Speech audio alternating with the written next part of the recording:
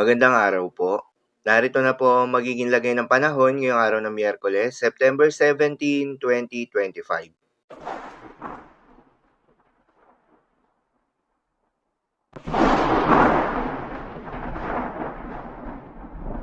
Sa kasalukuyan at ayon sa pag-asa, yung binabantayan na panibagong bagyo na may local name na Bagyong Mirasol ay kumikilos ngayon pa westward habang papalapit ng Isabela at Aurora area. Huli itong namataan sa layong 65 kilometers southeast ng kasiguran Aurora.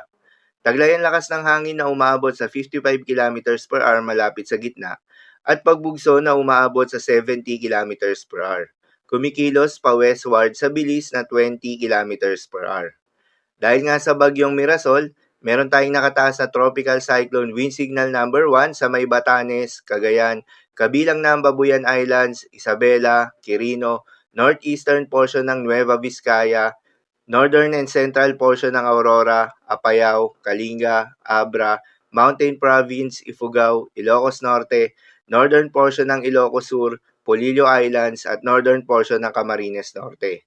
Sa mga apektadong lugar, posible ang minimal to minor threat to life and property dulot ng malalakas na hangin. At dahil pa rin nga sa bagyong Mirasol, posible ngayong araw ang moderate to heavy rain sa may Cagayan, Ifugao, Mountain Province, Kalinga at Apayao, habang heavy to intense rains naman sa Isabela, Quirino at Aurora. Para naman sa magiging track nitong si Bagyong Mirasol, ayon sa pag-asa ay mataas yung tsansa nito na maglandfall sa may northern portion ng Aurora o sa may Isabela ngayong araw. Gayunpaman, kung magkaroon ng pagbabago sa pagkilos nito, posibleng hindi magkaroon ng landfall scenario at kikilos lamang ito sa may coastal waters ng northern at central Luzon. Inaasahan na mapanatili o humina bahagya itong si Bagyong Mirasol matapos tawirin ang ating kalupaan, ngunit matapos nga nito makatawid, inaasahan na lalakas ito bilang isang tropical storm category at sa paglabas nito ng Philippine Area of Responsibility ay inaasahan naman na lalakas pa ito ng severe tropical storm category. Paalala lamang po na posible pa rin ang mga pagbabago, kaya naman patuloy lamang na magantabay sa mga update nating ilalabas, lalo na ng pag-asa.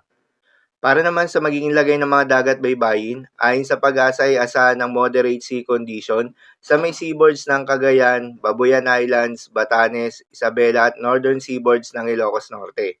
Sa mga maglalayag ng mga kababayan nating mangingisda at may mga maliliit na sasakyang pandagat sa mga nasabing seaboards ay pinag-iingat o kung maaari ay wag na lamang pumalaot.